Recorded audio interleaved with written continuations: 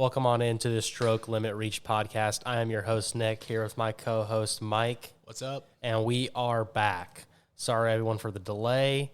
Everyone's got lives. We let you guys down, but we are back, baby. And you know what that means? We are still on our floor and ceilings segments here, and we are now in the Big 12.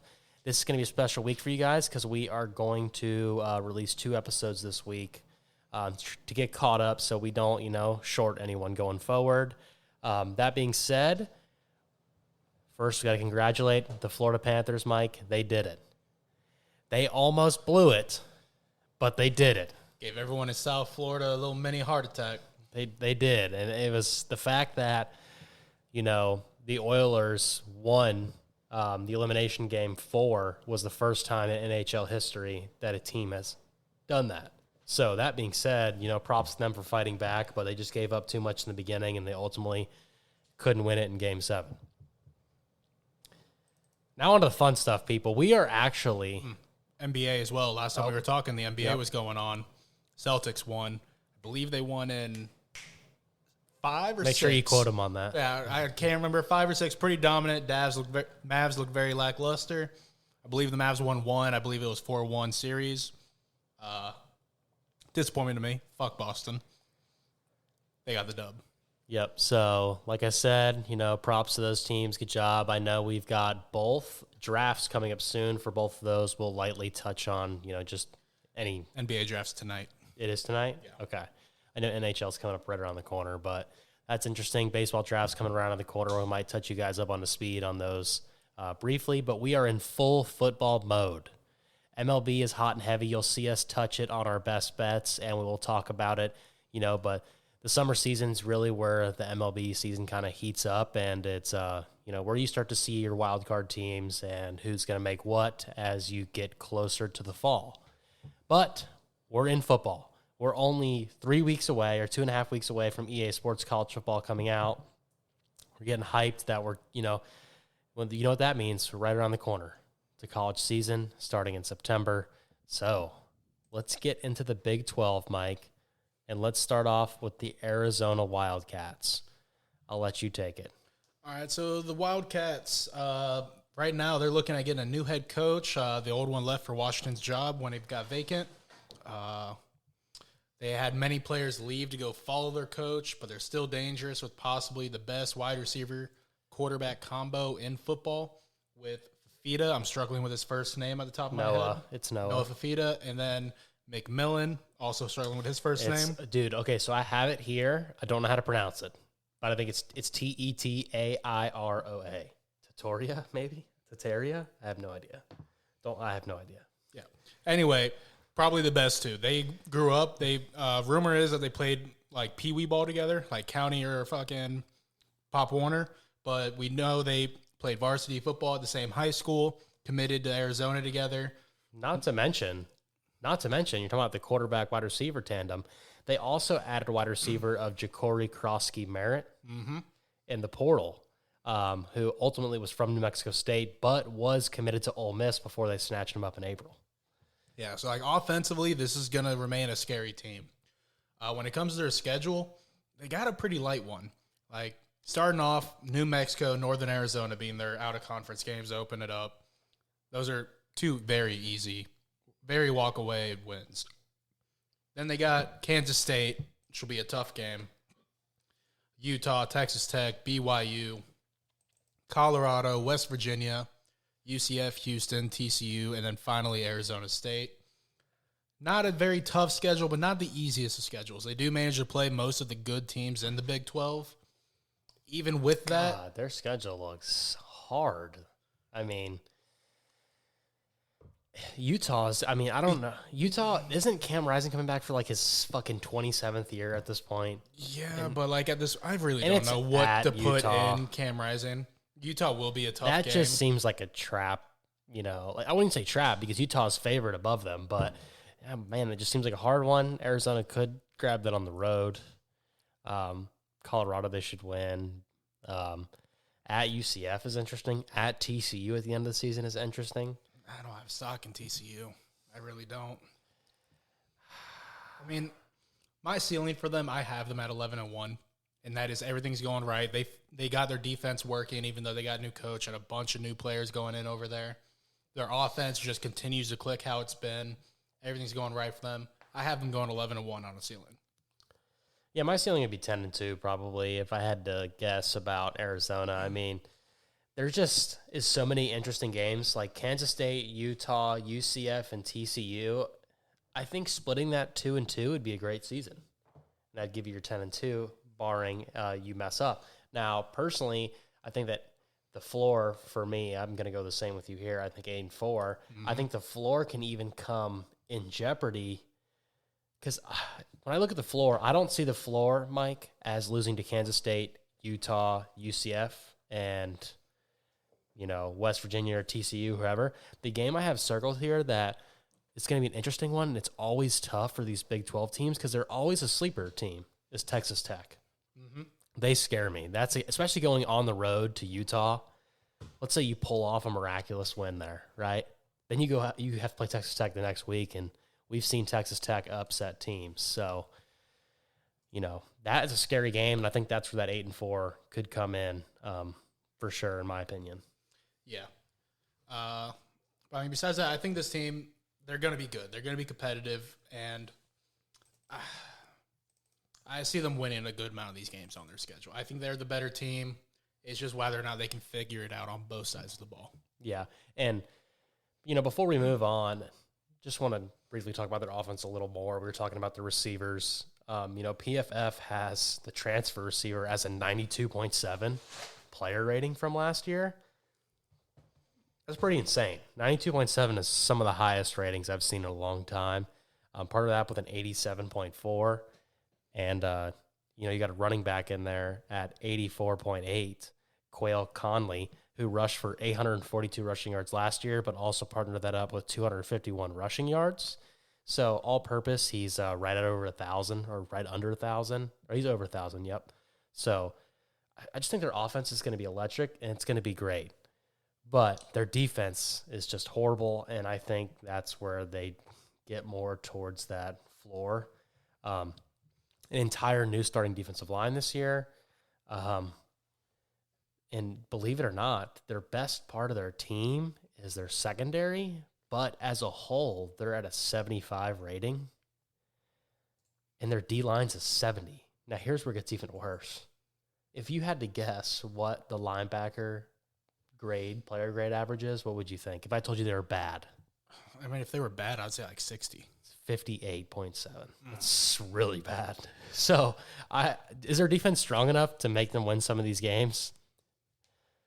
I don't know. I think defense is going to be such a liability to them. I think it's going to be a big part of that new coach that they got in. I don't remember where he came from. I know I looked into it. I can't think of it at the top of my head. But, I mean, it just depends on what he brings to the table. They have to have a change on defense. Let's talk about, real quick, the Arizona State Sun Devils, Mike. Dog shit. They're bad. They're not good. Yeah, I think I'm going to have to agree with you. Didn't they lose the quarterback that was initially going to Florida, and then he went there, and then now he's at Georgia for like a backup position? Mm-hmm. Yeah.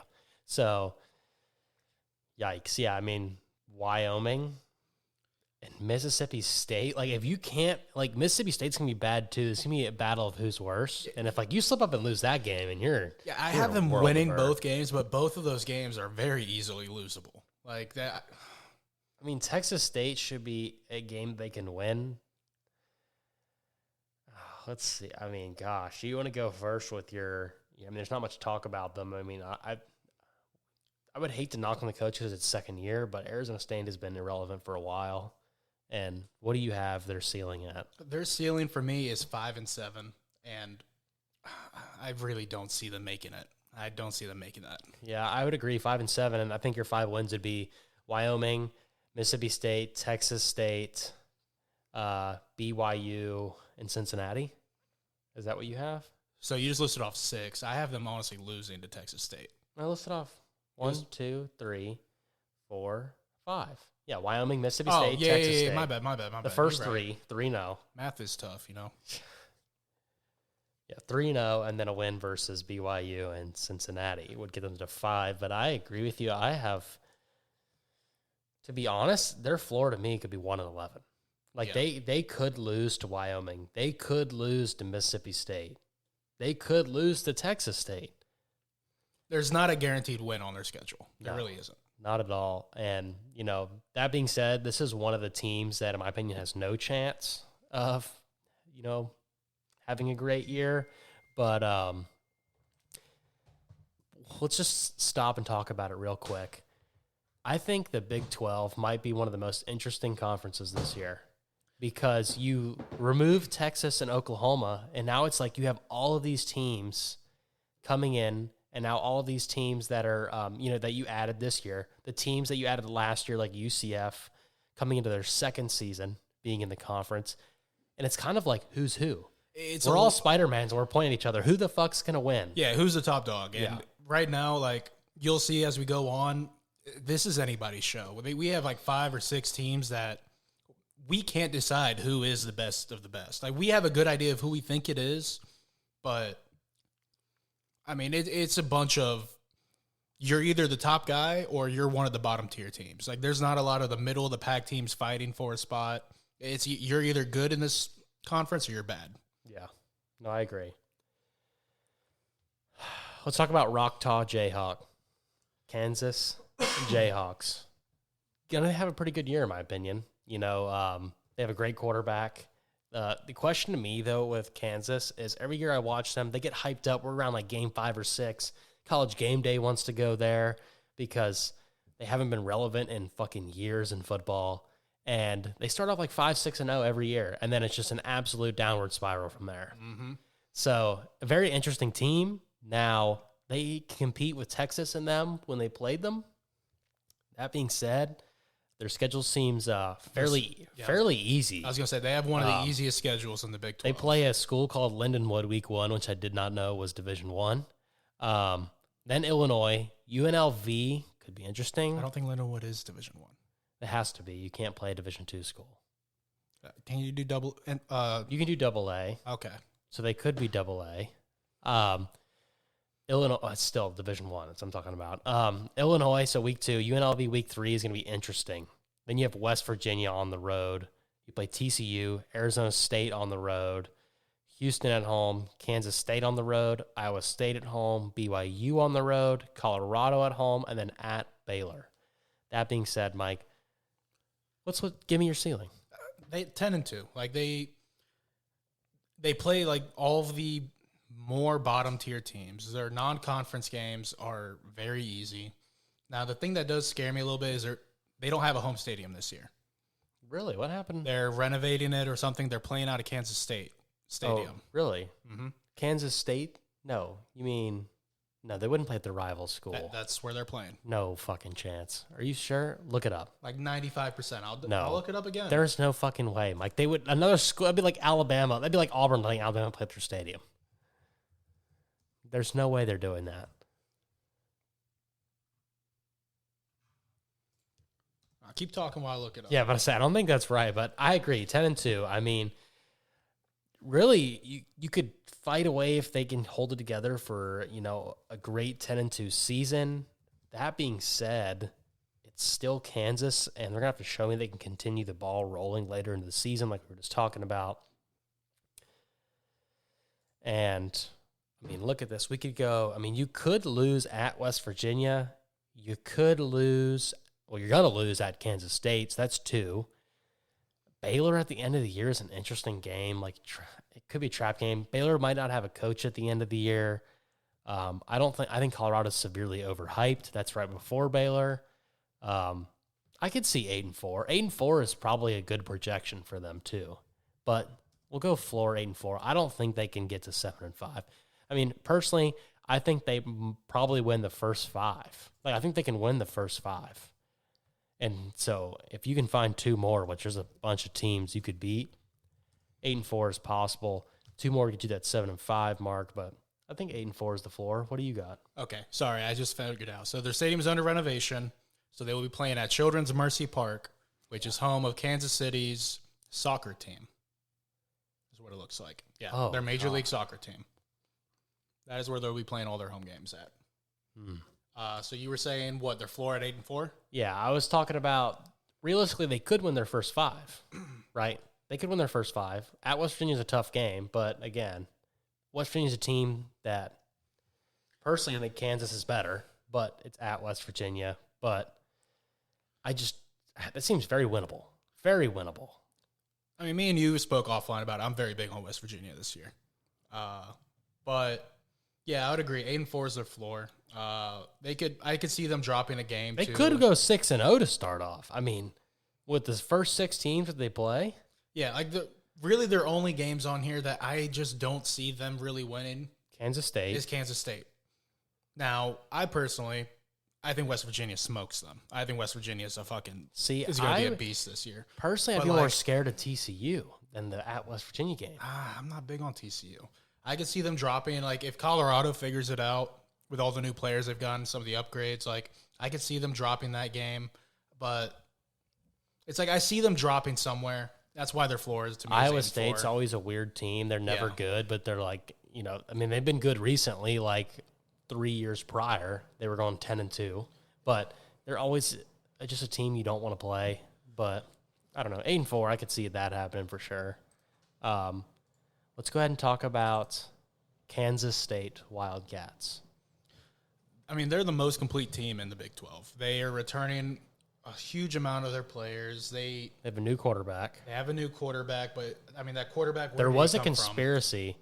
There was a conspiracy though that the kid that left to Ohio State was going to lose. Howard was going to lose to this guy. It's a conspiracy out there. I just want to put it out there in case there's any doubters. But I mean, I believe it. I wasn't big on Will Howard. I think he's okay. I think he's a solid guy. He played the game of football great. He wasn't flashy. Yeah, he doesn't do anything special to me. He doesn't move the needle. And I can't think of who the quarterback transfer that they got this year is, where he came from. But I remember I was looking into his stats. Like, he looked like he was solid. He looked like he did good. Around him, he really has all the weapons he wants. They're a complete team. I don't think they have. Wow, they pulled a somewhat easy schedule. I mean, the front half is way easier than the back half. I mean, the front half is way harder than the back half. Yeah, agreed. With week 3, Arizona, and week 5, Oklahoma State. Oklahoma State, though, is going to be that team to me that's kind of because you remember last year, what did they finish, like 9-3? But the problem they were super hot. You won against your rival Oklahoma, but you lost to South Alabama, and you got beat by 40 by UCF. Yeah, like make sense. They got beat down by UCF because we were at that game. That was a fucking downpour. Like that, but that's always Oklahoma State. It's just like, where are they going to drop it? Like, there's not consistency. So in a big game like this, that's when you don't want to play Oklahoma State, and that's going to be an interesting game. And then you got Colorado backed up right to it. I know you probably are higher than Colorado than I am, but I just really don't. That I'm high I don't on even them. give them a chance in some of these games. Like, I just think that, especially now, because where did Colorado have their success last year? Beginning of the season, right? Yeah. And in my opinion, it was light. There was a bunch of hype from ESPN, but the coaches were like, we don't have to worry about this team. And then they come out and they punch somebody in the mouth like TCU, right? But then you watch them the rest of the season, and they fucking blow a lead to Stanford, right? Yeah, it was like blow a lead to Stanford, get beat down by Oregon. They almost lose to Colorado State, who's a 3-win team or 4-win team. They lose to Colorado State. Colorado State, they won in overtime. Yeah, it was like triple Stanford, or they quadruple lost overtime. in overtime. But they were up by 24 points in the Stanford game. USC, I think they lost by 1 or 2 as well. Yeah, so, I mean, honestly, I'm going to say my floor for Kansas State is 11-1. I could see them winning the conference championship. Just the fact that they play Arizona, Oklahoma State, Kansas, the rivalry game. Those games, I just see them dropping at least one of them to get that 11-1. So I'm going to go ceiling 11-1. I don't see them running the table. Oh, ceiling? Okay. You said floor originally. I'm sorry. Ceiling 11-1. I don't see them going 12-0. Yeah, I mean, I have their ceiling at 12-0 because I think they are the most complete team, but it'll be tough. Like, there are 4 games in particular. I think you just mentioned Arizona, OK State, West Virginia, and Kansas. Tough. Good news, most of those games are at home. But I could see them taking it all the way. It'll be very tough. Very fucking tough for them to do. Yeah. I mean, floor, if we're going to be honest, I'll go 9-3. I think that would be a bad season for them because you lose Texas and Oklahoma, and they're like, this is your season to win. You are already the guy that almost wins the Big 12 every year with them being in it. So you've got to use this point to establish yourself as the new top dog. Mm-hmm. So if they go 9-3, it'd be disappointing. But again, I mean, you're playing Arizona, Oklahoma State, and Kansas. Not saying they're going to lose all those three, but there's a possibility. Or you win two of them and you drop a game to like Colorado or West Virginia. So I think it's interesting. But isn't it funny, though, how West Virginia plays Kansas and Kansas State? I just noticed that. That's pretty funny. But I think 9-3 is back the floor. To back, too, to be honest. It is, I think. So week 7, right? Go ahead and tell us your floor, and I'll look at it. So it's week 7. I have it at 10-2 as my floor, but 9-3, like, it wouldn't surprise me. But no, week 4 and 7. Okay. Yep. Yeah, so I have their floor at 10-2. I see them dropping 2 of the 4 games that we mentioned earlier. I think everyone else they handle pretty well because, like, the rest of the teams are some of the bottom barrels of the Big 12. But I think they drafted a pretty solid schedule, a very home-friendly schedule against their tougher matchups. Yeah, and they go and they play their rival at home. And I was about to say, even if it was on the road, I wouldn't be scared because you're playing at a fucking soccer stadium. So what does it hold? 12,000 people? Them soccer stadiums are big. I don't know. It's MLS soccer. It's MLS. I mean, like, you Yeah. go to an MLS game, they hold like 12,000 people. Okay. Yeah, it's small, but they're cool. They're cool stadiums because they're like all brand new. Mm-hmm. But yeah, they're holding 12,000 people. I don't know how much Kansas Stadium actually holds. I know Kansas State has a pretty good stadium, but Kansas, their basketball school, I don't know what their stadium be looking like. So let's go from there. Yeah, and let's capacity for Children's Mercy Park, the soccer stadium, is 18,000 for sporting events, 25,000 for concerts. Yeah, so 18,000 max, and that's if Kansas sells out a game, which is very unlikely. But let's go to a team that's really interesting. The UCF Knights, Mike. The UCF Knights with some – you have to give it to Gus Malzahn. I'm an Auburn fan. I fucking can't stand the dude. And, but the one thing that Gus Malzahn always could do is recruit unless it's offensive tackles, since he didn't recruit 1 in 10 years at Auburn, which is fucking wild to think about. Yeah, when you were telling me that. It's so crazy. Why? Why? Because they always thought that if we got guards, we can just convert them to tackles. Like Mike, I'm just telling you, dude. I don't know what the fuck they were thinking, but that's what he does. Other than that, he can recruit pretty well, and he used the transfer portal in the offseason, one of the best, I think. To get the addition of KJ Jefferson is huge. To me, that takes your floor and adds probably 3 games to it. Because this guy, we have seen him, look last year, the game last year where I remind people, because they always like to shit on KJ, right? Oh, KJ had the great receiver 2 years ago that went to the NFL, right? Oh, KJ, he's just a big-bodied dude. They relate him to Cam Newton. He's not that good of a player. If you don't think he's that good of a player, go back and watch him play this year, even when they lost against Alabama. He's just composed. He can break out of sacks. He can make plays happen, okay? I think he can take a step forward against competition, like we just said, against Alabama. It's going to go back. The Big 12 obviously is not as good as the SEC. So he is going to go into the UCF, get a lot of confidence under Gus Malzahn, and I think they can have a great year. Yeah. And I just think it's a great addition by them. Even if KJ doesn't hit that, even if he goes over to UCF and he starts out bad, but they also got Ja'Cory Brown from Miami, who, he wasn't our starter, but he came in at the end of the year. He was a quarterback who played against Florida State, and, he's shown promise. I was very upset when he left Miami. Dude, I think, could be a beast. He still has 3 years left of eligibility, and he's going to be the number 2 guy.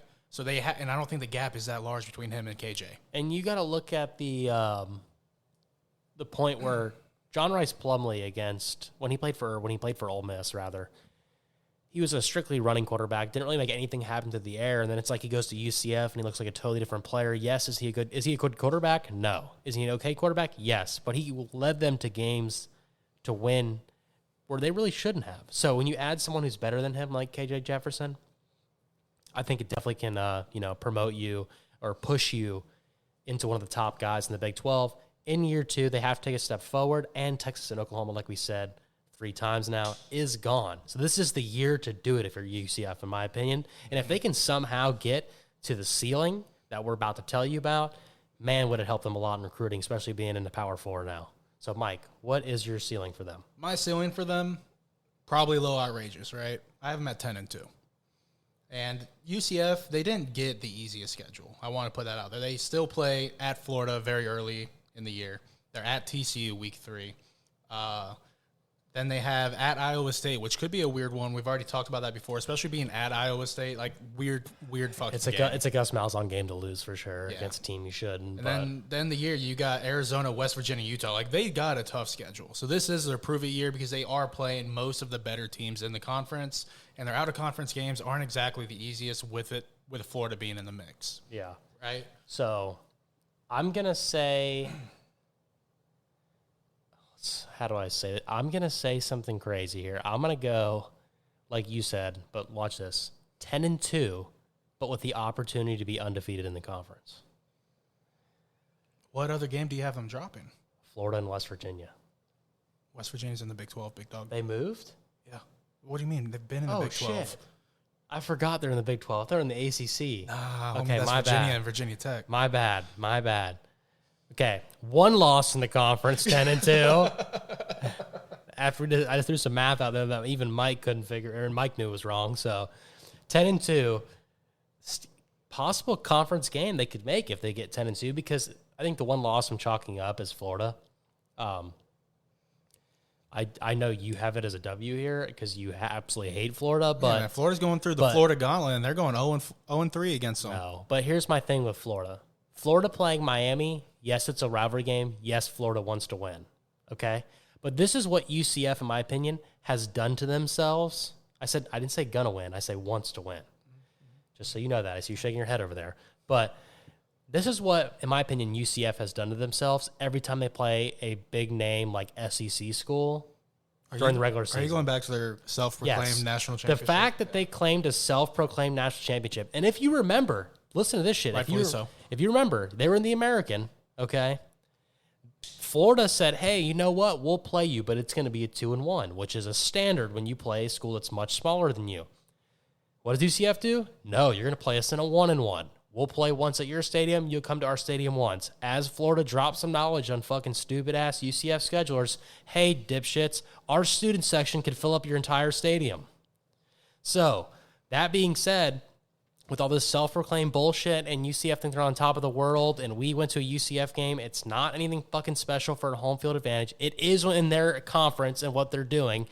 But going on the road to Florida, who in my opinion is a must-win game for Florida, with them hating UCF as much as they do, I just don't see Florida losing that game. Miami, yes, I know I made a bet with Mike. That is me just believing that Florida's better than people think. Can I see them losing that game? Yes. Can I see them getting their ass kicked? Yes. Can I see them losing to UCF? Not really. I don't think they go in there and do it. I just can't do it. Gus Malzahn on the road in the swamp. Go back and watch that game, Mike, and tell me how he did that with Bo Nix and Auburn, who was a significantly better team that finished 9-3, and they made Auburn's offense look like a bunch of fucking idiots. Okay, I think we threw about 4 interceptions. We fumbled twice. So I just don't see UCF doing that. They don't have the players, but here's the point. We think that Florida's offense is, mediocre. They got a good quarterback. We think their defense is just, okay. Even though UCF has the players on offense they do, I still don't think they're a power on offense. Like, I think they're just a normal offense. So I don't see how they go on the road here and beat Florida. Here's my thing for it. Like, am I a little biased? I could entertain the idea of maybe I'm a little biased. Right? 100% maybe. biased. Maybe. I'll entertain the idea. Florida, they're starting out 0-1. They're losing against Miami. Right now, already, their coach is on the hot seat because they know what's about to happen. There's a very good chance their coach is fired after this game. He knows that his job is on the line at this point because they've probably got 1 win, maybe 2. I don't remember how their schedule opens up. They have 1 or 2 wins going into this. They're about to face their gauntlet. They already lost to Miami. That's the difference between me and you because I had an opportunity where Florida could start 5-0. So I think that's retarded. I think they're riding high at week 4 or week 5. They're already at the low point. They know that at any point this guy's gone. Personally, he's panicking. He's overplaying. He's overcommitting to shit. And UCF is just good enough to keep hammering the weakness. Just a little chisel. Let's put it this way. If they're 3-1 or 4-0 going into playing UCF. I'm going to tell you that UCF's got about a 1% chance to win the game. If, like Mike's saying, is true, and they have one win going into this or 2 wins, Yeah, I have to look totally at their different schedule. scenario. Totally different scenario. It's not there. They exported it, remember? But that being said, Oh yeah, bro. Because they got Miami, Texas A&M, so they'll be 2-2 going into this game. so 2-2, still the team is going to be like, okay, you know, we're not bad. We're not as good as we thought. But if they're somehow 3-1 or 4-0 going to that game, God help UCF, in my opinion. Now, that being said, I'm going to chalk that game up as a loss. I think West Virginia is a tough game. I think Utah is a tough game. Ceiling 10-2, I'll give it to them. They're going to take one of those games. On the other side, the floor, I feel like they have a vast floor. And I know you do too. So go ahead and give it to us. So, yeah, ceiling, I think I already mentioned it, 10-2. My floor for them, 6-6, barely making a bowl game. Because, like we said before, Florida, it's tough. Regardless of how the outcome is, that's fucking tough. Then you got Arizona, tough. West Virginia, tough. Utah, tough. And sleeper with Colorado, I sleeper agree. with Where it's at in the Iowa schedule. State. Like, there's a lot of potential losses on this team. And I'm big on UCF this year. I think they're going to be a good team. I think they're pretty well-rounded. Like, nothing too flashy, but, like, no real true weak points. But they're also in the Big 12, playing out of Central Florida. That's a lot of travel miles. That's going on the other side of the country a lot. That's going all over the place. Going on the road will not be fucking easy for them. No, and I'll go 7-5 because there are tough games with TCU, Colorado, Florida, Arizona, West Virginia, Utah, even BYU would And be a they're weird not going to game. drop all of them. They're not going to drop all of them. So I'm going to give them 1, and I'll go 7-5. However, like, I see where you're getting your 6-6 because let's say they don't drop all of those and they win 1, and now they have 5 losses, but they fuck up and they lose to BYU or Iowa State, and there's your 6. So I can see the thought. I'll just give them the benefit of the doubt. I think they're a much better team than last year. I go 7-5. We're not saying it's a projection. It's just how bad could their season get if it unravels. 7-5 for me, 6-6 for Mike. Let's go to Baylor. Baylor, good Lord. I mean, you brought in Dave Aranda, who went out there and had the monster season he had his first year as a coach. All the hype, everyone was on the hype train. Then he's kind of the last 2 seasons just bleh. Last year was not good. This year, I think it's going to be worse. Good Lord, Mike. I mean, go ahead. Give it to me. I mean, look at their schedule first off. Your first 4 games, you could lose 3 of the 4. 3 of the 4. I don't know who Tarleton State is, so I'll give you that win. But Utah, Air Force, who people don't remember, won their conference last year. Okay, Air Force, a dark horse for a possible playoff berth if they win their conference in the group of 5 and are ranked again, which is pretty wild to think. Yeah. I mean, my ceiling for them is 5-7. Like, we have to look at it. Last year in the Big 12, they were dead last in offense. They had the worst offensive rating. And then to come on top of that, they have a new OC. So maybe that's a bright spot. Their Coach Spavital, and they got a new quarterback in DeQuan Finn from Toledo, but he wasn't anything impressive. Like, their offense could get better, but I really don't see where. They lost more pieces than they gained. They have a tough fucking schedule. Like, I'm not big on this team. They didn't make any crazy improvements. Like, their best chance is this Coach Spavital, however you fucking say his name, that he's an offensive genius that was just lurking at some garbage school before this. I hate to swear. I hate to agree with you again, but I'm going 5-7 because realistically, games that they should lose: Utah 1, Air Force 2, Colorado probably. I'm not gonna 3. say they should lose Air Force, but I think they do lose. No, I think Air Force is a significantly better team than Baylor right now. And You just got to go back and look at it. I'm telling you. it's not a one I have a lot of knowledge on. So let's put it this way: at one point last season, I think Air Force was 9-0. yeah, I remember they were good. So 1, 2, 3. So that's Utah, Air Force, Colorado, Texas Tech 4, Oklahoma State 5, TCU 6, West Virginia 7, Kansas 8. Those are 8 games that you could realistically lose. Yeah. And that's not including you fucking up and losing to BYU or Iowa State or Houston. So, like, I agree. Ceiling, 5-7. Personally, I think if Dave Aranda wins 6 games, you have to remember Baylor is still in Texas. They are like TCU. They don't give a fuck. They will fire you. Like, they want their team to be good, okay? I think he's coming off of back-to-back, 6-win seasons, Yes, too. after winning 10 games the year prior and beating Oklahoma at home. Yeah. So, I think 5-7 gets him fired. I think 6-6 keeps his job. 6-6 would be a hell of a season with the schedule that they have. That being said, Mike, you want to give us your floor? Because I think I might agree with you again, but I'm going to see if I can try to give them maybe 1 or 2 more wins, but we'll see. 2-10, and that's Tarleton State. God forbid they fucking lose that game. Tarleton State should be a win. And then Houston, at Houston, which, with it being at Houston, is fucking terrifying to me with them. Like, this is not a good enough team to go anywhere on the road and for me to feel I'm going to go 3 them winning. I'm going to go 3-9. With BYU being the other one? I'm going to go 3-9 and say that the Tarleton State is a guaranteed win. That's 1.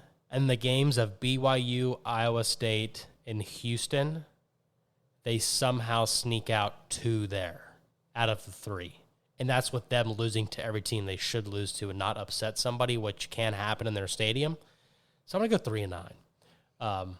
Give a little benefit of the doubt for the floor. But, yeah, not looking good. We'll see what happens with Baylor, and we'll see if Dave Aranda can keep his job. Let's go over to another team we were just talking about earlier where we don't know what the fuck to think because on paper, they should be good every year. That being said, they lose to South Alabama at the beginning of the season and are scoring 10 points a game, and it looks like, holy shit, this team's going to go 2-10. And they get beat down by South Alabama, too? I don't know if they got beat down, but pull up their schedule. Let's just go over that real quick before we get into their deep dive. Hold on, I'm pulling up that game because I think I remember that being an egregious fucking game. Yeah, 33-7. Yeah, by the way. That's they were ranked 16 at the time. Yeah, pull up their full schedule of last year. Yeah, because look at the beginning of the season where everyone's like, "Oh my god, they're gonna win 1 game."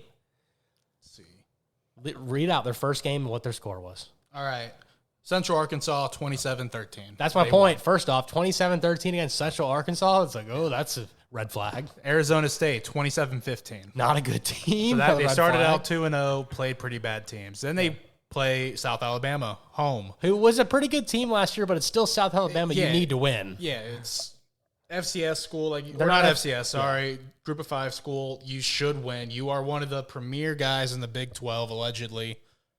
How are you dropping that game? How are you getting blown out at home by whatever? Moving on. Immediately after that, Iowa State lost 27-34. Yeah, that's a bad loss. I mean, that's just like, holy fuck, what is going on? Kansas State. Again, they're home against Kansas State. 29-21 win. Yeah. Kansas State was the other top dog. Ranked matchup, 18-16. Then immediately after that, they play Kansas at home, beat them 39-32. Then after that, West Virginia, 48-34. They went on the road and beat them. Blown out Cincinnati after they turned it around, blew out Cincinnati, and then came back and beat Oklahoma by 3 points, their rival. So, hey, they got past the hump, right? They just won probably 3-4 of the hardest state games that you could play in the Big 12 outside of Texas. Yeah. Then they come over to Florida.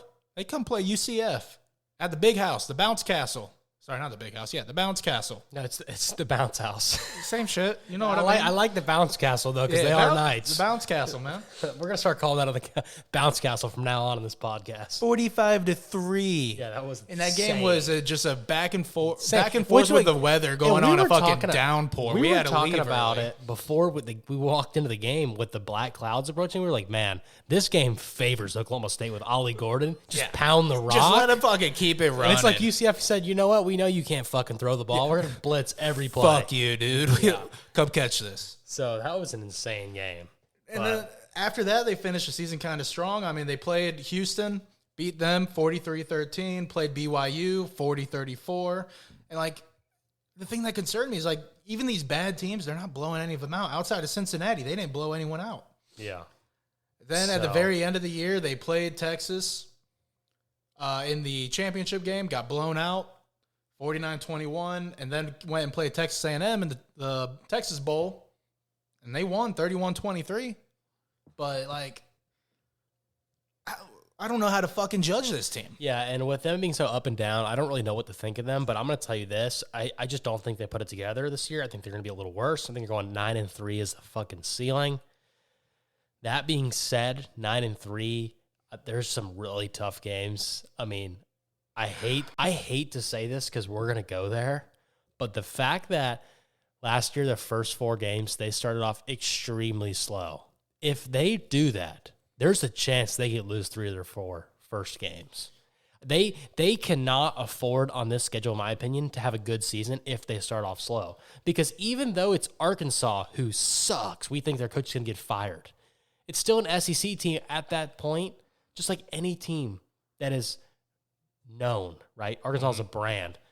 Arkansas players don't know they suck. They might know they're not that good, but they look at Oklahoma State, they're like, who the fuck's that? Yeah, and So- you know they're going to have a chip on their shoulder to open the year on the because they're road. seeing everyone's talking shit. Yeah. Like, they know they're getting hated on. They're going And to come out Oklahoma there like State it's will a Super probably Bowl. be ranked.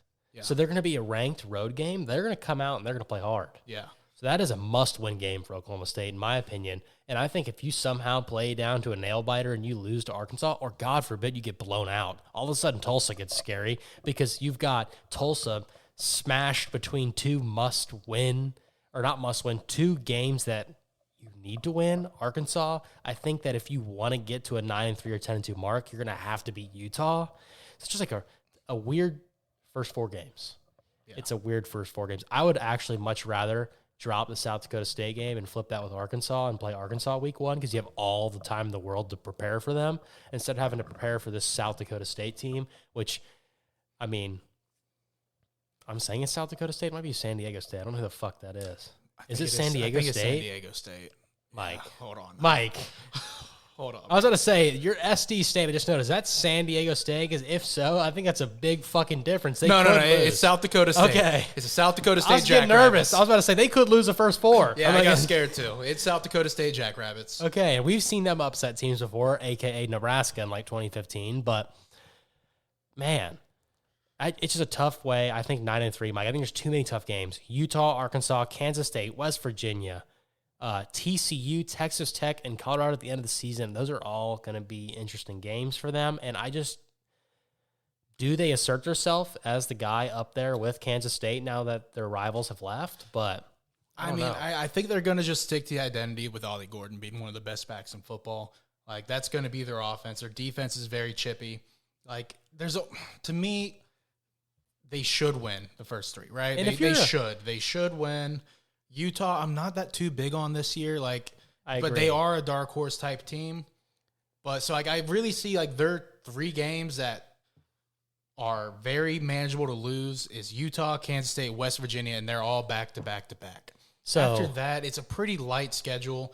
TCU is like, at TCU could be a little difficult, but I really don't think TCU is going to be a good team this year. And then you got finish it out at Colorado, which I think is a wild card, but I really don't think they're not a top team. It's but at the end of the season. Colorado might be already like, fuck, we're not good. Yeah. But my thing with them is people. If you are a football fan and you actually enjoy watching football and watching the X and O's, and let's take it even further, if you're a Big 12 fan, I think week 2 and week 4 will be very interesting matchups to go into what you were talking about with Ollie Gordon, Pound the Rock, because those are 2 teams right off the bat where I think is going to dictate their season. Because even though we think Arkansas sucks, they've got the dudes to load the box and stop the run. They have athletes. Utah, even though we think they're going to take a step back and not be the conference champions like they compete for every year in the Pac-12, Utah still's got the dogs up front to slow down the run game. So could those be 2 games where Oklahoma State comes out and relies on the run and they end up looking like fucking UCF games? Like, that's what I'm worried about with them. Yeah, and I think that's going to be a big That's point the of show it to emphasis the for games. them is like they know last year, like they just weren't consistent. That was going to be their big thing. They need to have a consistent offense and defense going through. Like they need to be able to beat up on these bad teams, and they need to stay competitive in these tough matchups. I think it's going to be a big point of emphasis, which is why I have their ceiling at 10-2. I do think they get that fixed this year. I'll say their ceiling, or I already said their ceiling. I'm sorry. I'll say their floor. You know, I have them at 9-3 for the ceiling. I'll say their floor is 8-4. I think they're like right on top of each other. I don't think they're a bad team. I think talent alone wins them a lot of games. Yeah. the tough games, like we said, Arkansas, Utah, Kansas State, West Virginia, that's 4. We'll go Texas Tech, TCU, and Colorado. Those are 6 games. I think that they win 4 of them. Like TCU, easily winnable. Texas Tech, winnable. Colorado, winnable. That's 3 of them right there. Then you've got the Arkansas, Utah, Kansas State, and Virginia. So I have 7 games I've listed, I'm sorry. Arkansas, extremely winnable. Not a great team this year. Sucks that you drew them at the beginning of the season, but I understand it with scheduling. Utah to me is gonna be a team with a chip on their shoulder, kind of an exact identity team you're playing. Mm-hmm. They're just gonna load up and they're gonna come right at your ass and say we're more physical than you. And that's gonna be a fun game to watch. Gotta have to circle that one. That is gonna be so fun. So I just think that they can get to that 8-4 mark though. Yeah, that Utah game I think is either gonna be a 1-possession Oklahoma State win or a Utah blowout win. Yeah, Utah could get after them on just running the ball. Yeah. And we saw it last year, though, even with Cam Rising out, which now Cam Rising's back. That's what scares me. Mm-hmm. Like, people don't remember, Florida came out week 1 going, okay, Cam Rising's hurt. We're loading the box. What do? Their coach got a set of nuts. He goes, we run the ball every play? Yeah, but first play of the game, we're going to play action and complete a 75-yard touchdown pass to start college football season on a fucking Thursday night. So that's what scares me is, like, I trust Cam Rising a lot more than I do Oklahoma State. Yeah. It's going to be a great game to watch. But speaking of that, did you say your floor? 8-4. Okay. And I don't think you ever said it. So we got 8-4 there. Like I said, 8-4 as well. Well, let's go into that interesting team because I want to keep talking about them. Personally, I think could be one of... So ESPN's going to tell you, and Vegas is going to tell you that they are like a favorite to win the conference. I think Kansas State's number 1. Okay, they must be number 2 then. Yeah, Utah's very close. I think they're going to be a good team, but I don't know. Utah, I'm looking at their schedule right here. You got Southern Utah, Baylor, Utah State, Oklahoma State, Arizona State, TCU, Houston, BYU, Colorado, Iowa State, UCF. They drafted a pretty easy schedule. Yeah, I'm looking at my conference winners. Mike and I were talking about a fucking 4-way parlay of fucking conference winners. Utah might be a conference winner. I mean, I'm looking at the schedule now, and I'm like, man, first 3, they should run through. Mm-hmm. Run through. Those teams can't stop them. Not in the run game. They can't fucking compete with Utah's defense either. Oklahoma State's the game we're talking about where it's going to be a show it to me for both teams. I'm going to give them that win. That's 4-0. Arizona, that's going to be, can you slow down Arizona enough? Yeah, that's going to be a high-scoring game. Can you slow down, because personally, if it's a high-scoring game, Arizona's winning. I think if they can slow Arizona down and Utah can pound the rock, which they should be, we told you how shitty their defense is, they'll win that game. So that being said, they could go 5-0. Arizona State 6-0 going into TCU. I mean, I like their hopes here. I mean, what's your ceiling, Mike? My ceiling for them is 10-2. Like, their big highlight games, Oklahoma State, Arizona, and then I think they have just a bunch of practical bye weeks after Arizona up until they end it at UCF, which, again, another team that we have as a dark horse because they are a big mystery. Yeah. But, I mean, 10-2, they should be able to cruise through half this season. Yeah. As long as they don't drop any unnecessary games or just lose their confidence, because they did lose to both Oklahoma State and Arizona, like, this is a game that could just absolutely just keep rolling. Dare I say, if Cam Rising stays healthy, you're looking at an 11-1 conference champion, automatic conference playoff round 2, or college football playoff round 2 berth. It wouldn't be the craziest thing in the world, but I mean, their schedule is so easy. Yeah. Like, so easy. Especially with and people, I'm not discounting Oklahoma State, Arizona, Colorado, UCF, TCU. I'm not discounting those teams. I'm just looking at a pure matchup of Utah run heavy and looking at these teams' defenses, and I just don't see it from some of these teams. I just can't see them slowing them down. Now, that being said, if Utah gets the automatic berth and they're like the 4 seed going in, I could see them getting beat by fucking 25 when they play in the college football playoff. Yeah. But, wow, their schedule's easy. Easier than I thought. I'll say that. Easier than I thought. I'm saying 11-1 ceiling if Cam Rising stays healthy. Yeah. But, Mike, what do you have the floor at? Their floor I have at 8-4. I could see them dropping to like Oklahoma State, Arizona, and UCF. This is, again, the world is collapsing. Like, they lost all their 3 matchups, right? I could see them dropping one to like maybe TCU, maybe Colorado at Colorado. Like, and that's a big depending on how Colorado's season's going, because they could be riding the fucking high or they could be down in the fucking bridges, like just crumbling. So I'm going to keep circling this team. I know Mike's very down on them, but I think I can see, 9-3 is the floor. And that being said, would be Oklahoma State, Arizona, TCU, and UCF are the 4 games that I'm worried about. And I can see you losing 3 of those 4. And I can see you dropping to TCU, or I'm kind of thinking that they're going to beat UCF. I like UCF compared to those other matchups. It's at the end of the season. It's going to be at UCF, but it's going to be, what is UCF at that point? TCU just kind of scares me right there because it's sandwiched between a couple hard games. I mean, or it's right on the tail end of some hard games. But yeah, 9-3 is the floor. I think ultimately Utah's going to have a good season, and I think this is going to make them a contender in the Big 12 every year, which is what they should be. That being said, Mike, let's talk about a shitty team. BYU. The fucking Mormons rolling in to the Big 12. Props to you guys for joining the conference, unlike your counterparts, of Notre Dame. Maybe call them as independents, as friends, and say, hey, stop being independent and join a conference, you fucking pussies. So props to you for joining the Big 12. I think it's going to be great for you guys for recruiting. Now, one thing that I will say about BYU is if you go back and look at recent years, even though they're independent, they always get their schedules hard as fuck. So they're a team that I don't know what to think about. Because if you go back and look at it, their schedules are so ultimately difficult. It's not like they pick teams that they should beat. They play like fucking last year, they played Oklahoma in a tough game, right? The year before that, and they play Utah every year. So I don't know. I honestly think that they're a team that could have a wide ceiling and floor. I don't think BYU's that good this year, but Mike, you can take your ceiling first. I know you're a little more down on them than I am. I just want to take a good look real quick at weeks like 5 through 9 real quick. Home against Arizona, home against Oklahoma State, at UCF, at Utah, versus Kansas, all in a row. That's 6 games that they're not favorites. They pulled a hard schedule. There's a spread that is pretty fucking large against them in every single one of those games. That is not easy. Now let's go to their non-conference game, week 2 at SMU. Yeah, pretty sure SMU beat them down last year. That's such a tough pull. So, my ceiling for them is Salukis week 1. Yeah, my ceiling for them is 5-7, and that's being gracious for them. But they don't have a guaranteed quarterback. They still don't know who their quarterback 1 is. They got 2 transfers in a minute. They got 2 transfers.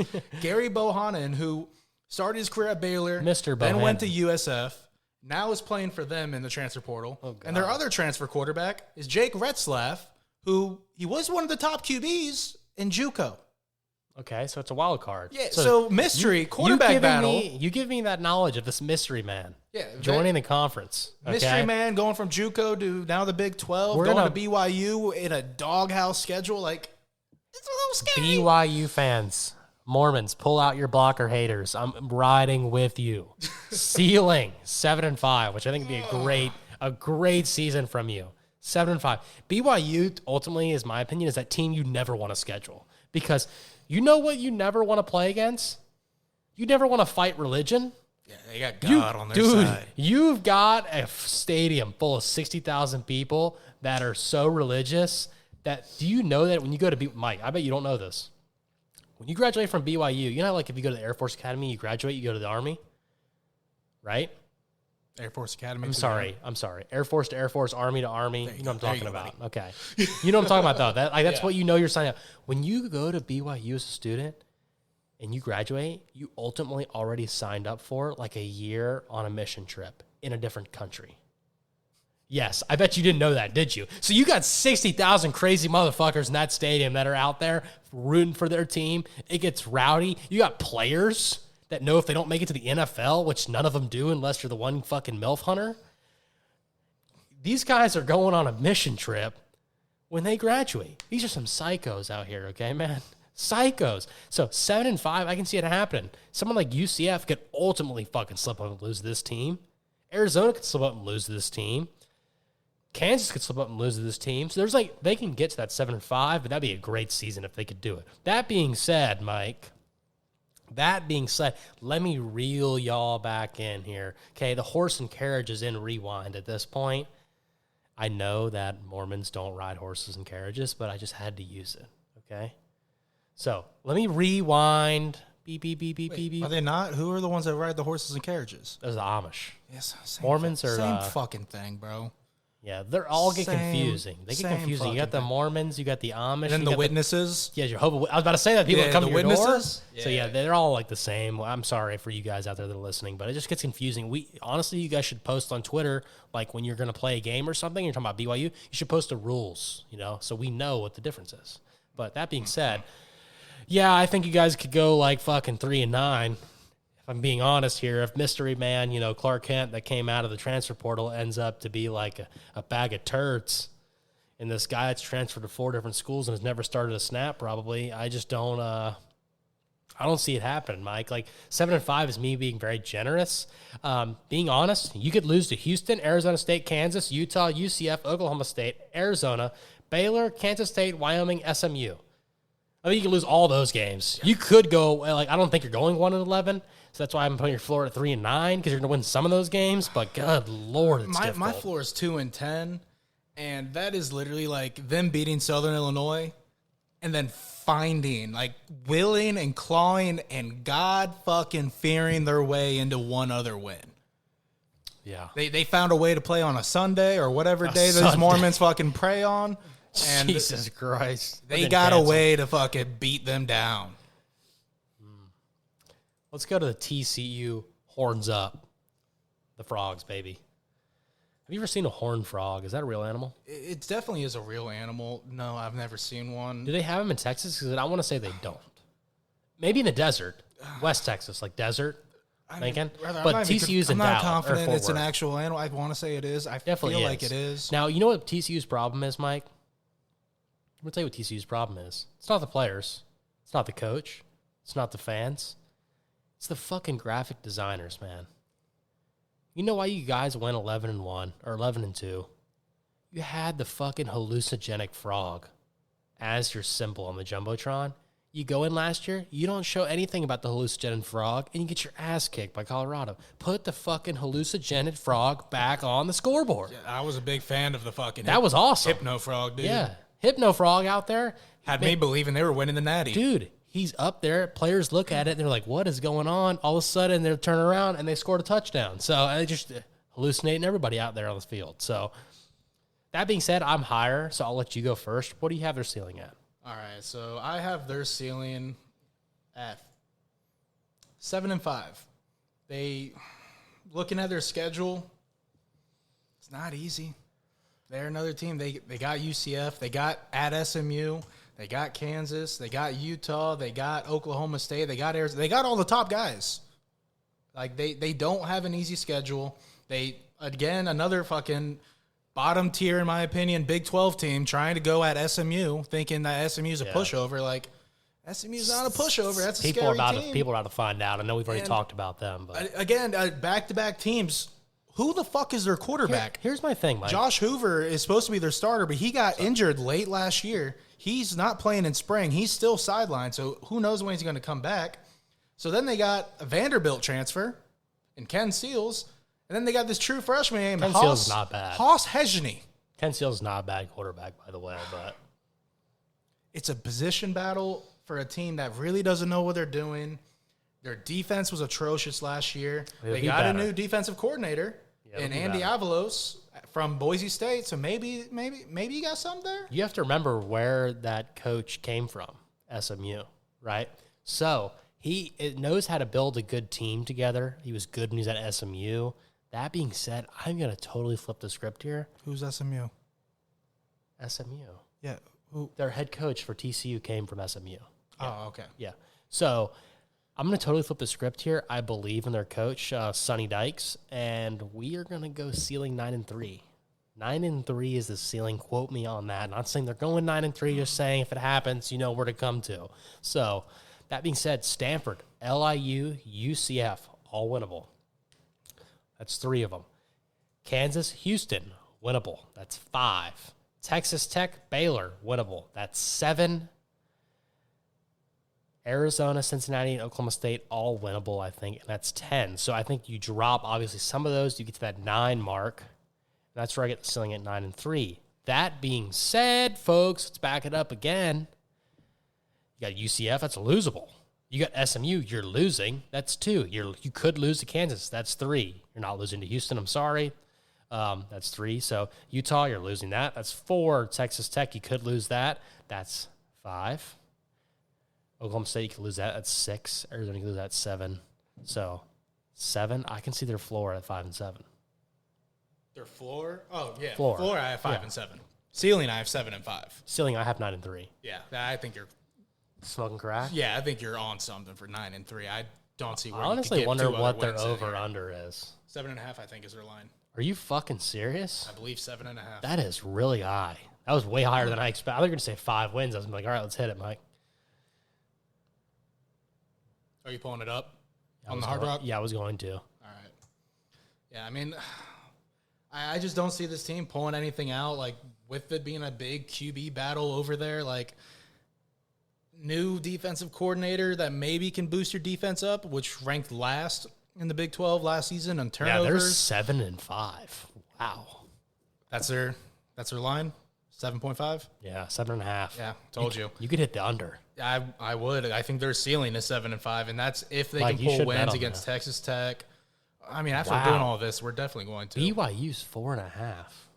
I'm telling you, BYU's not good, dude. Yeah, but that's really low. Like, that's really Were we just low. saying they're going to have like 3 wins? They could. Saying could.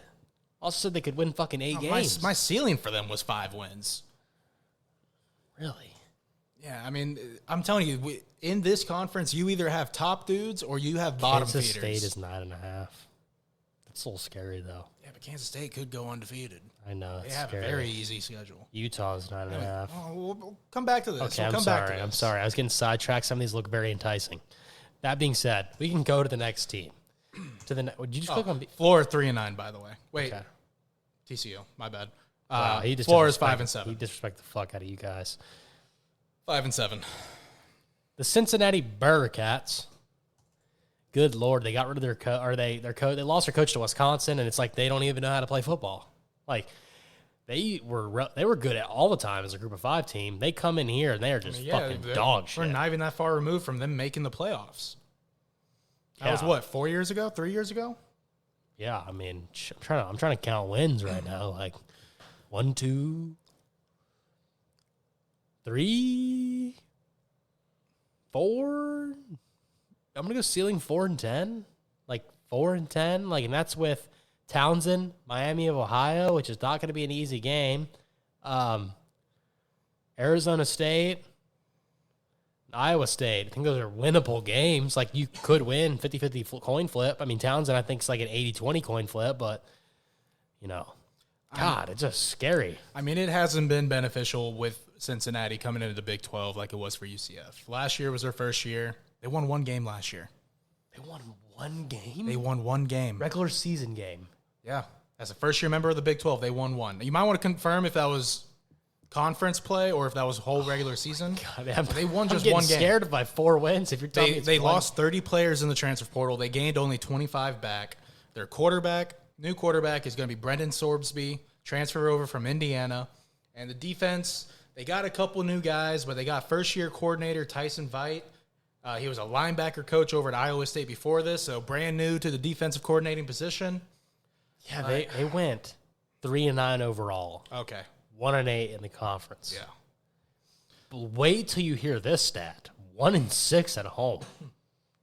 Good lord. It's not a good team. It's not ran very well.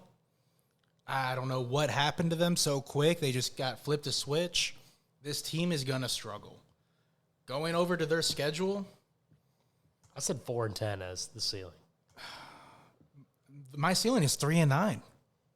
I don't really see them beating anyone outside of Towson, maybe Houston, I'm gonna go. and maybe TCU.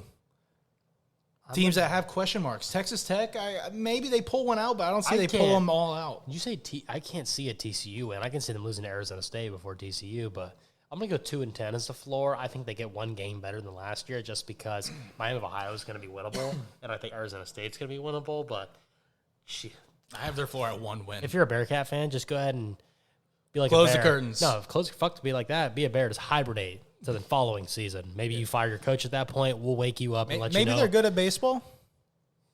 I don't think so. Oh, they don't got nothing to look forward to. Oh, Basketball, I think they're pretty good. are they good at basketball? I think so.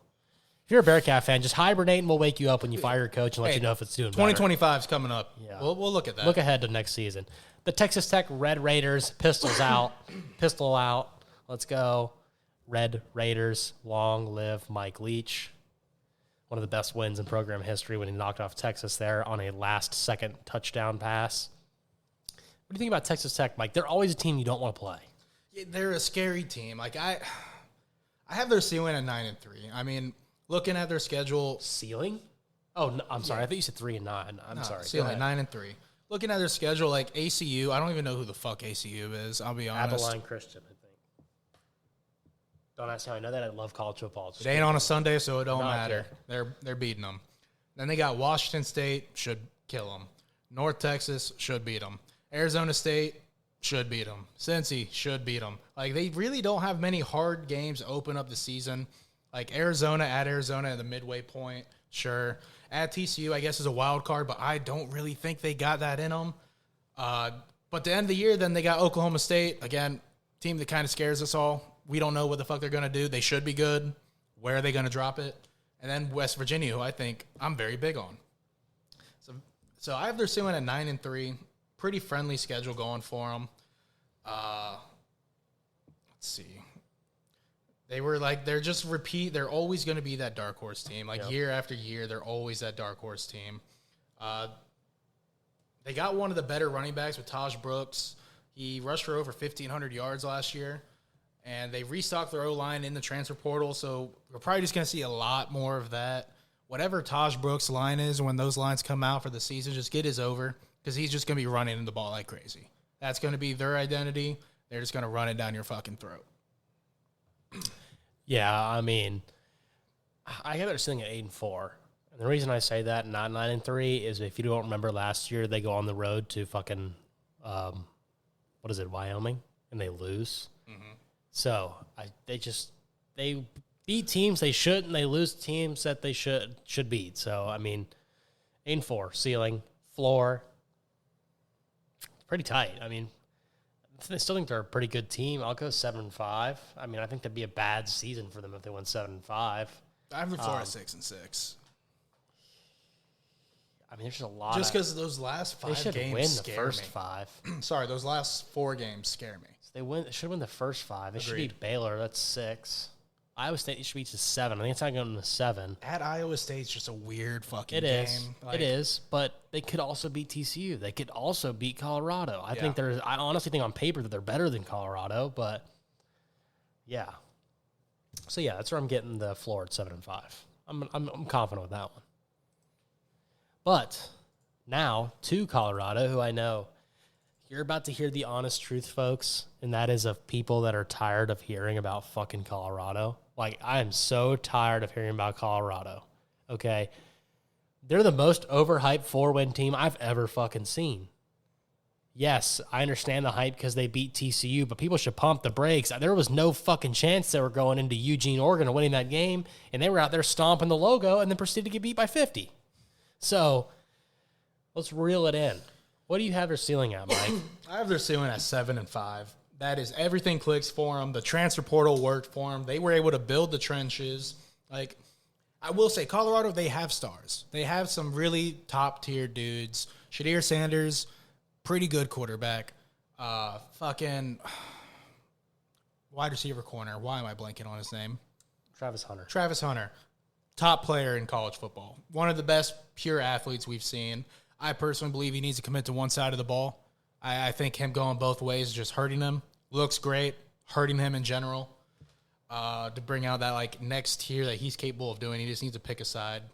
But this is just, the schedule's not too crazy for them. You got North Dakota State, Nebraska, Colorado State at Colorado State. Which Nebraska's interesting because Matt Rule at the end of the season made that team significantly better. They lost a lot of games at the beginning of the season, if you don't remember, because they couldn't get the fucking snap. Their quarterback fumbled the ball a significant amount of times. He did it in that game twice. It was a close game. So, interesting game to watch there. But are you done with your overview? Or No, sorry. I was looking back. I wanted to make sure they did actually beat Colorado State last year. They did. So that, yeah, Baylor, UCF, Kansas State, Arizona. Like, they have a weak stretch or hard stretch right there. Then goes back Cincinnati, Texas Tech. And then you finish off on a hard stretch. Like, I could see them losing those big, tough names over in the Big 12. And that's where I get their ceiling at 7-5 at. For a floor, what do you got? I know. Well, actually, yeah. Tell me what you got, because you're very harsh on Colorado. I like to see Very hey, harsh. I could see maybe some of the pieces come together. You're just fuck them. Yeah, 6 Fuck wins. 'em. 6 wins. This is the most overhyped team in America. 6 wins would be a great season for them on paper. But that being said, Deion's not. Listen, people, I honestly think Deion will retire soon from college football if he doesn't get a big coaching offer from like a different school, because this man is too competitive to be going, good job for 6-win season, guys. Good job. In my opinion, after this year, they're not getting better. Travis Hunter and Shador are leaving. They're going to the fucking draft, man. Who's filling them in? I know they're trying to flip the guy that Auburn's trying to flip from USC. Yeah. God, he just slipped my mind. Or slipped my mind, but They call him, was it JJ? J.J. Lewis, maybe? Julian Lewis. That's Julian his name. Lewis. Julian Lewis. Or no. Julian Lewis is the other guy, I think. That you're going after. Remember, we're getting confused? No. Yeah, I'm 90% sure. No, because it's Julian Sayin, who's Ohio State, and there's Julian Lewis, who is USC's decommit, who's looking at Colorado He hasn't decommitted yet. He's still committed. leaving. He's fucking leaving. He's still decommitted. Auburn's leading the charge to get him. Colorado put a big thing on He's for him. spending a lot of time with Colorado. He was seen today at Rivals with Colorado towel on him. Hey, well, that was the first visit he's had to Colorado. He's been to Auburn 9 times. That's fine. So That's fine. he's still leading the charge at Auburn. I personally think he'll stay at USC. Now, that's my official opinion, but where I'm going to flip this is with the signing day being in December, if USC goes out there and is shitty, and Colorado gets 6 wins like we think they are, and Auburn somehow pulls it out and wins 9, he's going to go to Auburn. Now, the question will become, because this is my opinion, it's not, do I want to play for USC? It's, do I want to play for their coach? Their coach puts quarterbacks in the NFL. Yeah. But if USC is a terrible season, it's, will my coach be there when I'm playing? Yeah. Or does he get fired is the problem. Yeah. So that being said, though, 6-6, fuck these scums. Get them out of here. I'm tired of hearing about fucking Colorado. Okay? Travis Hunter and Shador. Everyone knows who the fuck they are now. No one's doubting them. So teams are going to be excited to play these motherfuckers. Yeah. Excited. You saw Colorado State last year where there was like almost a fight every play. That's going to be every game they play, and it's going to get tiring. So that being said, floor, we'll give them a win for North Dakota State. Yeah, 2 wins. Floor. I think they can get worse. Yeah, I got 3 and 9 for their floor. Like, and as much as my co-host here wants to trash on them, like they're not a top tier team. I don't think they're a bottom-feeding barrel team. But they're not a top. But what me and him can both agree on, they are must-watch TV. Mark my fucking words. If they start off the season 4-0, they'll be ranked in the top 20. Coming off a 4-win season. Oh, absolutely they will. We will know for the hype. Not to mention, what's going to piss me off more is when I load up EA Sports College Football that first day and I have an out-of-conference game playing as some fucking FCS school or shit school, whoever I decide to play as, Kennesaw State, and I load up my out-of-conference games against fucking Colorado, and they got them ranked 92 overall or some dumb shit like that. It's gonna piss me the fuck off. They're gonna start out 4-0. They're gonna be ranked probably like 17. Yeah. Right? Insane. They're going to be hype. They're going to be thinking they're big dogs God on the campus. forbid they beat and UCF. Then they're going to stop. God forbid if they do that, you could be looking at a fucking top 8 team just for Kansas State to break it off in their ass. Oh yeah, if they beat UCF at UCF, who I think, if I remember correctly, I have undefeated up until this point. We should go to that game. I would love to. You know how expensive those tickets are going to be. No, they're not. Brother, Colorado's coming to town. Dog. I guarantee they won't be expensive. I'm just telling you, UCF. I'm pretty sure that's supposed to be college game day that day, too. No, it won't be. It won't be. There's way too many good games on week 4. There's way too many good games on week 4. I'm telling you, that game's going to be stupid expensive because Dion and company are coming to town, and everyone in Central Florida is going to want to watch UCF humble their asses. You know, That's going to be a sold-out fucking bounce castle. Bounce Castle's going to be rocking. Literally, it's going to be fucking shaking to the ground. The UCF, Deion Sanders might let everyone on the bus because he thinks, holy shit, we're out in Colorado. Is this a fucking earthquake? No, dog, you're in Central Florida. It's the fucking bounce castle, as Mike would say. That being said, God, please, UCF, for all things holy, We're going to need UCF to put them in the ground before they get If you too let them win crazy. that game, I'm going to have to hear for one full week with a baton. First off, that's week 5. Oh no, College Game Day's not there. That's when Georgia plays Alabama. Okay. So that's not going to happen. Okay. But God forbid, please, Lord, I don't want to listen for a full week on hyping up the undefeated Colorado coming into town or playing Kansas State. So they're coming into town. They're fucking top guys. And they get beat by fucking 50. Look, you already know all we're going to see is Colorado after week 4 if they start 4-0. Like, that's all ESPN's going to be posting about. Oh, dude, they're probably going to have a fucking ABC night game for North Dakota State. It's going to be some stupid shit. You'll see Curb Hurst treating them out there calling it. As much as we They'd be like, hate, oh, as much Clemson, as we Georgia? don't like Fuck them, that. They are entertaining football. It's entertaining must-watch TV. It is entertaining to watch them lose. Like, there was nothing better. Shit, bro. Even Colorado State last year, that was one of the best games to watch. You were yelling at me, telling me to put it on. It was great. But I was hyped up, and I was on the Colorado train for that TCU game.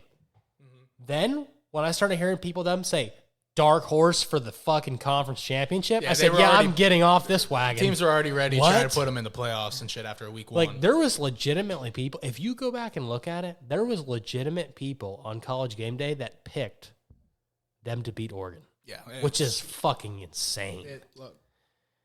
We got to get off this. I could talk about this for hours.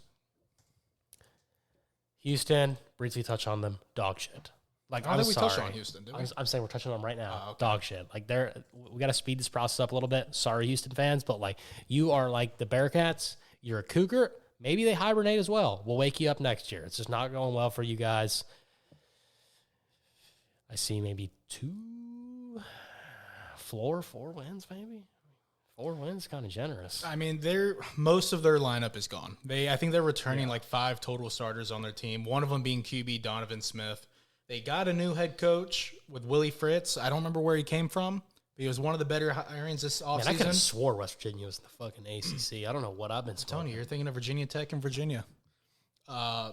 There's some upside for this team, but like they're not good. Like, hey Siri, was West Virginia in the ACC? I think they're in the Big East.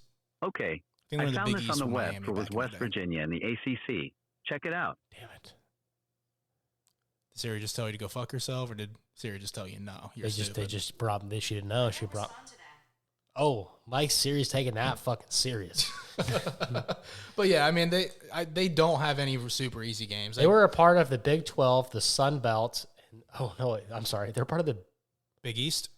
No, they're part of the Big 12 for primary, Sun Belt for men's soccer, Oh, so like Notre Dame, they're all over the place. and the Great American Rifle Conference for rifle shooting. Interesting. Never knew that was a thing. That's pretty cool. Yeah, rifle shooting, probably big. You Big. know over what they there in should Houston. do? They probably train out of the helicopters. They're over there shooting the hogs. They're probably good at rifling. Yeah. Conference champs, some may say. Natties. Great American. Anyway, going to their schedule, like UNLV, that's winnable. Are we still on that, possibly Mike? I loss. went on. You already did? Yes. All right, fuck it. We're moving on. I said 4 wins as high as it goes. What did you say? It could get ugly. They're another ugly team. I can't talk about floor and ceilings for fucking teams that could win 4 games. Yeah, I mean, It's hard. I'm sorry, guys. 4 is being generous. Like, there's a big difference between us saying that Florida, like Mike saying Florida could win 4 games, and fucking, Houston winning 4 games. Like, Well, let's keep on the train of Iowa bad. State. I was going to go to Baylor. We already talked about Baylor. Did we? Already? Yeah, we talked about Baylor. Oh yeah, we did talk about Baylor. We're at the bottom. We have Iowa State All right, Iowa State. Yeah. and West Virginia. Uh, Iowa State is not. They're not good, but they're not bad. Like they're not. They're. Let me put it this way. They're the bad. Few middle of the pack teams. They're better bad. Yeah, they're one of the few middle of the pack teams out here. They returning a lot of production on both sides of the ball. Depth is definitely a concern because outside of their starters, like they don't know who the fuck they're playing. Their coach is one of the longest tenured coaches there. He's going in year 9 with the team. And they've won 7 games, it looks like, in all but 2 of those years. So, like, again, middle of the pack team, just career middle of the pack team. High floor, probably. I'd say, what do I have on here? You have 7-5. Yeah, 7-5 is a ceiling. Floor 5-7 is just missing that. I don't think they miss it. I'm going ceiling 6-6, and I'm going floor 5-7. Really? Like, I'm going ceiling 6-6. You made a bowl game. Floor 5-7. You missed the bowl look game. at North Dakota State, Ark State, Houston, Baylor. Those are all games they should win. 4. Texas Tech, they should win. Cincy, they should win. Texas Tech is better. That's a winnable game. Cincinnati's a winnable game. That's 5. UCF, Kansas, Utah, Kansas It's State, West fucking Virginia, tough. Iowa, at Iowa. Gee, how do you say Iowa State when you say Iowa? I just noticed you said that. You called them Iowa State, but then you called Iowa. Yes, so fuck you. Move on. Yeah, so West Virginia, Mike's favorite state to drive through. Fuck, dude. I swear to God, I've been in that state once. I was driving up to Ohio with one of my buddies. Little quick tangent. It was like 4 or 5 o'clock in the morning. We're going through the fucking rolling highway that they have over there. There's no way this story's true, by the way. I wake up because I'm driving passenger in my own car because I'm tired as fuck. I wake up, look out the window to the right, look off in the mountain. There's a burning cross to the side of the fucking mountain, bro. This entire state is psycho. Every billboard is literally Jesus loves you. Like, wear your seatbelt. Jesus fucking loves you, dude. Like, they're crazy. They're insane people. That state scares me. Mount Mama, take me home. Anyway, They're sailing. coming for Mike. 10-2. This team is going to be good. Built off psychopaths, made for psychopaths. This team You is have rolling. them winning week 1. Very good team. Mike. Very weak schedule. Home against Penn State week 1. Not a win. Penn State's trash. They're not that bad. They're bad. They're still like a 9-win team. Yeah, okay, because they're playing bums all year. West Virginia ain't no bum. West Virginia's about to put them in their place and win by 15. You can keep talking about it if you want. I'm counting this up right here. Your ceiling is kind of ridiculous. West Virginia is about to be a good team. All right, let me get my fucking little thing out here for it. All right, so their coach has got an extension. They got a 9-win year last year. He originally was on the team as a hot seat, but they fucking ended up dominating last season. Their backfield is loaded. They were 4th nationally in rushing yards per game between C.J. Donaldson Jr. and Jaheim White, who are both returning. Quarterback Garrett Green is back. Like, they're good. All right, I'm going to cut you off now. 8-win ceiling. They're good. 8-win ceiling. Floor 5-7. 5-7. Hold on. 1, 2. They got some hard teams on here. I'm gonna put respect on that. They do got some hard teams on here. I don't want to say this because I can count 8 losses, but I'm going to go 5-7 because they're going to pull one of those. I think out. they're a very good team, but 5-7 and 8. They have a rough schedule. Yeah. All right, folks.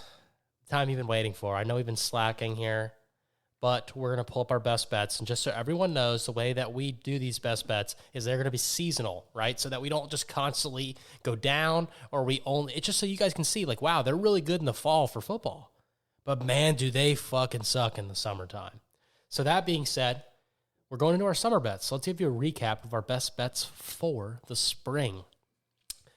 Myself, I wagered $1,200. That's $100 a bet. I earned $1,098, which means I lost overall $102, and I had a negative 9% on return.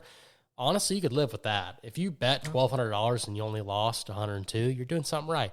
Mike, it was a rough spring, but rough. You didn't really do well in hockey or golf. Baseball's here now. He's going strong. So 1,200 wagered. He won $530, which is he lost overall $670, and he had a negative 56% on return. Do not swerve Mike for summer, people. He knows baseball. Listen, telling you. We were swinging for home runs all year.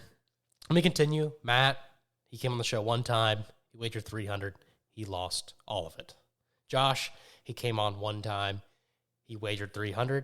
He won 180. He lost 120 overall. That is a negative 40% return. So all the boys were in the red, but don't fucking sleep on us, folks, because last time we were on here 2 weeks ago for our ACC show, our SEC show, myself, Mike, special guest, Josh, we all bet. Josh, you might want to swerve. He looks like a bum on here. He has not really won anything. But myself, I wagered 300.